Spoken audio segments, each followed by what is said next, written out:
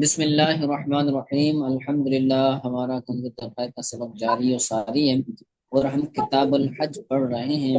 ہم نے گزشتہ درس کے اندر حج کا جو فرض ہونے کا طریقہ تھا کہ حج کس پر فرض ہونا ہو، اس کی کیا شرائط ہیں، حج کی تعریف پڑھی، اس کے بعد میقات کے حوالے سے گفتگو کی تھی۔ اور کل والے سبق کے اندر ہم نے احرام کے حوالے سے پڑھا تھا کہ احرام کیسے باندھے گا اور حالت احرام میں کیا کیا نہیں کر سکتا۔ ٹھیک ہے، تو یہ بھی بیان کیا گیا تھا کہ احرام جو ہے وہ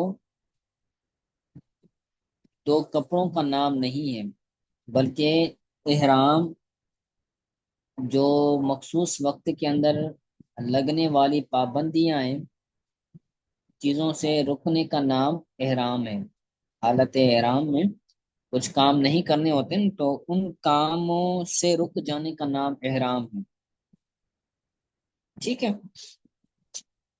تو وہ ساری چیزیں انہوں نے ترتیب سے بیان کی، تو وہ آپ ان کو تحریر کر لیجئے گا، انشاءاللہ تعالی میں آپ کی وہ چیک کروں گا۔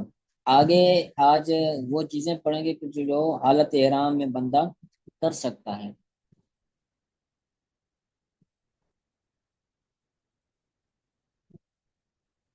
تو پڑھتے ہیں، سماعت کریں۔ کہتے ہیں لل اغتسال و دخول الحمام والاستزلام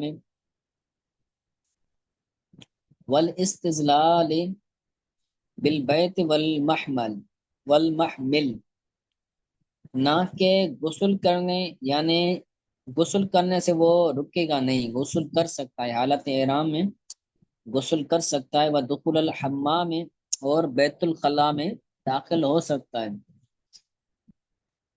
والاستظلال بالبیت اور گھر سے سایہ حاصل کر سکتا ہے، والمحمل اسی طرح کجاوے سے بھی سایہ حاصل کر سکتا ہے۔ جو گھر ہے، گھر کی دیواروں سے وہ سایہ حاصل کر سکتا ہے، اسی طرح کجاوا جو ہوتا ہے جانوروں کا، اونٹوں کا، تو اس سے بھی وہ کیا کر سکتا ہے، سایہ حاصل کر سکتا ہے حالت احرام میں۔ وشد امیان وشد الامیان فی وسط ہی، اور اپنے درمیان پٹا باندھنے سے بھی نہیں روکے گا۔ یعنی جو حاجی ہوتے ہیں نا، وہ ان کو ایک تھیلا ملتا ہے، بیلٹ ملتا ہے، جس کو کمر پر باندھا جاتا ہے، جس کے اندر اس کے ضروری قسم کی جو چیزیں ہوتی ہیں، جیسے پاسپورٹ ہو گیا یا دوسری جو چیزیں ہوتی ہیں اہم اہم، تو وہ اس میں ہوتی ہیں۔ پھر وہ حاجی کیا ہوتا ہے، کمر پر اس کو بیلٹ کے طور پر باندھ لیتا ہے۔ تو ہمیان سے مراد وہ بیلٹ ہے کہ جس کو حاجی باندھتا ہے اپنے اپنے پیٹ پر۔ ٹھیک ہے، تو شد الحمیان فی وسط ہی، اپنے درمیان میں بیلٹ کو باندھے گا، بیلٹ کو باندھنے سے وہ نہیں رکے گا۔ ٹھیک ہے، تو یہ چیزیں تھی، غسل بھی کر سکتا ہے، بیت الخلاء میں حمام میں داخل بھی ہو سکتا ہے، سایہ بھی حاصل کر سکتا ہے، چاہے وہ گھر سے حاصل کرے یا پھر کجاوے سے، اسی طرح اپنی پیٹ پر، اپنی وسط میں وہ بیلٹ بھی باندھ سکتا ہے۔ ٹھیک ہے، اور کیا کرے گا، وہ اکثر تلبیت متا صلیت،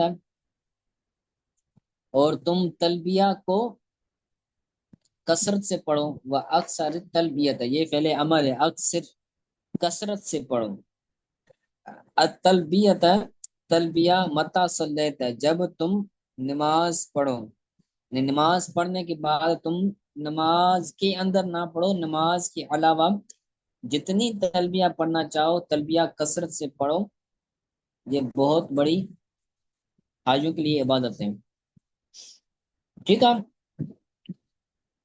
او علوت شرفن، جب تم بلندی سے اوپر چڑھے تو بھی تلبیہ پڑھیں، او حبت وادین، کسی وادی میں نیچے اترے تو بھی تلبیہ پڑھیں، او لقیت رکبن، جب تم کسی سعار سے ملے تو بھی تم تلبیہ پڑھو، وبالاسحار، صبح کے وقت بھی جو ہے وہ تلبیہ پڑھو، چاہے شام ہو چاہے دوپہر ہو، ہر وقت تم تلبیہ تمہارے لبوں پر موجود ہو۔ تلبیہ کیا ہے؟ ہم نے کل پڑھا تھا کہ تلبیہ لبیک اللہم لبیک، لبیک لا شریک لک لبیک، ان الحمد والنعمت لک والملک لا شریک لک لبیک۔ ان کلمات کو، ان جملوں کو تلبیہ بولا جاتا ہے، ٹھیک ہے؟ تو یہ جملے بار بار بار بار پڑھتا رہے گا، صبح و شام، حالت احرام کے اندر۔ رافع صوت کا بیہا، اپنے آواز، بلند آواز کو بلند کرتے ہوئے تم یہ پڑھے گا۔ تلبیہ آہستہ آواز میں نہیں پڑھے گا بلکہ بلند آواز میں پڑھے گا، تاکہ اور بھی چیزیں پڑھی کل۔ ایک طریقہ بیان کر رہے ہیں کہ وہ حج کرنا کیسے شروع کرے گا۔ تو کہتے ہیں وہ بادہ بالمسجد بدخول المکہ، پھر وہ مسجد میں داخل ہوگا۔ مسجد سے مراد مسجد حرام ہے، مسجد حرام میں وہ، مسجد حرام سے وہ شروع کرے گا۔ بدخول مکہ، مکے میں داخل ہونے سے، مکے میں، مکہ المکرمہ میں میقات سے اس نے احرام باندھا، پھر وہ مکے میں آیا، مکے میں آتے ہی وہ مسجد حرام سے ابتدا کرے گا، شروعات کرے گا۔ وکبر وحلل، پھر تکبیر کرے گا، وحلل، اور تحلیل کرے گا۔ تکبیر یعنی وہ جو سبحان اللہ و بحمد اللہ یہ کلمات پڑھے گا۔ تلک البیت، تلقاء البیت، اس گھر کے ملنے کے وقت،